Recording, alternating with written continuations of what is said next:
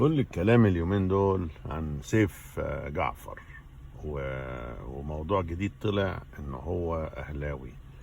طيب يعني كونه يسيب الزمالك ويروح بيراميدز دي قضية او قصة اهم بكتير جدا من هو انتماءاته ايه.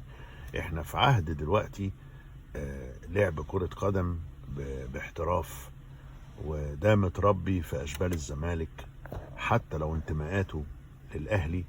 انما كونه لعب للزمالك 10 سنين بتفرق معاه قوي. وفي لعيبه في الاهلي نفس الشيء، انتماءاتهم بتبقى مختلفه، بس لما تلعب لحد ويبقى لحم كتافك من خيره بتفرق.